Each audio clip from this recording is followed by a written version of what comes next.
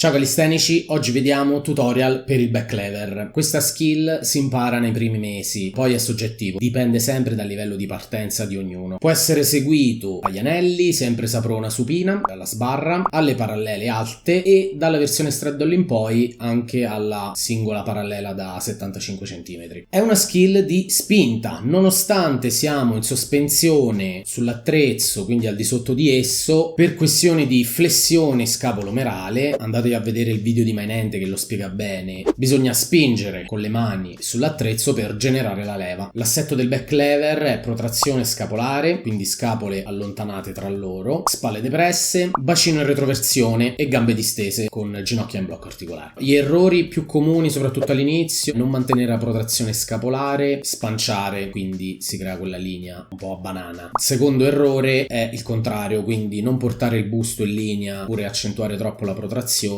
creare una sorta di V rovesciata. Terzo errore: non stendere gli arti inferiori, ossia le gambe, quello è fondamentale. Quindi in sostanza è una skill che ha bisogno di un certo grado di mobilità. Sì, per principianti, però bisogna stare attenti. È una skill propriocettiva, la propriocezione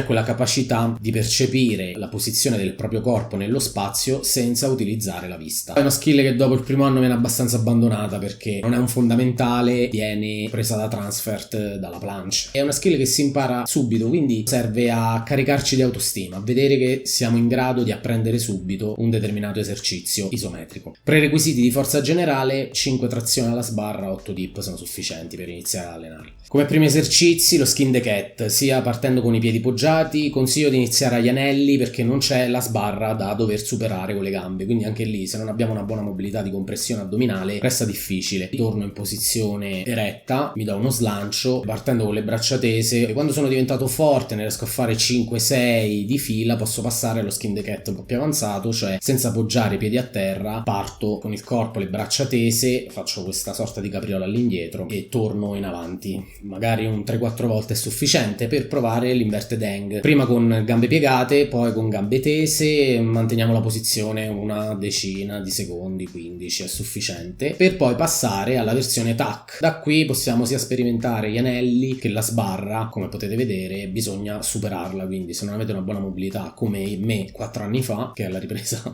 è di 4 anni fa, devo passare prima con una gamba e poi con un'altra. Le mani sono larghezza spalle, utilizzo sempre, consiglio all'inizio, la presa prona per il discorso dei gomiti. Dal tuck posso poi passare al tuck advance quando riesco a mantenere un 10-15 secondi. Del tuck advance quindi ho le ginocchia più spostate e vado a formare un angolo retto del tronco con le gambe. Da lì pseudo progressioni forse anche superflue, tuck advance in straddle con gambe divaricate o con gambe tese. Da qui, quando riesco a mantenere una decina di secondi, quindi dal tuck advance o tuck advance straddle, posso passare alle versioni one leg con ginocchio al petto e poi successivamente, quando raggiungo un 10 secondi di massimale, passare al one leg advance. Poi una versione carina, bella tosta, è lo straddle al flay, quindi gambe divaricate e ginocchia piegate verso l'alto. Qui concentratevi soprattutto nella retroversione del bacino, che è fondamentale. Protrazione scapolare e retroversione del bacino sempre. Progressioni minori, va bene, la flay con ginocchia unite non è tanto usata, la flay one leg, diciamo da straddle si passa facilmente al full nel back lever nella media. Io ce l'ho messe per riempire un po' il video e perdere 2 ore a fare il montaggio, già sto a quasi 13 minuti.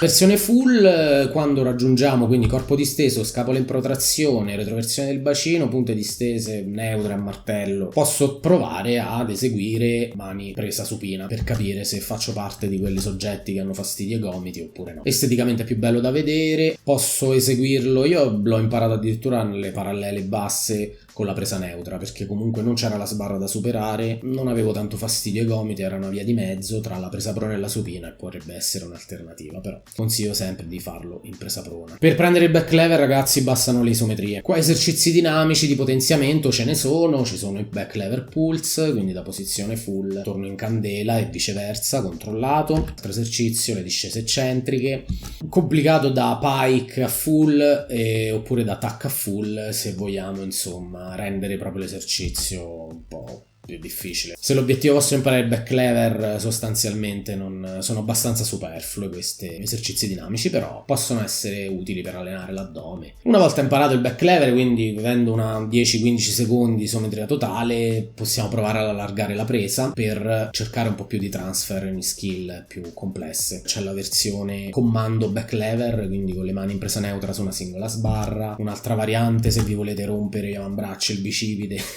è il close back lever con la presa mani unite alla sbarra. Ed infine, alla parallena bassa, se non avete sbarre e anelli, si può allenare dalla straddle al flay e full. Vi ricordo il coaching online, trovate link in descrizione, attrezzatura, accessori calisthenics acquistabili su Amazon, c'è una lista. Bene ragazzi, questo è quanto, vi saluto, ciao!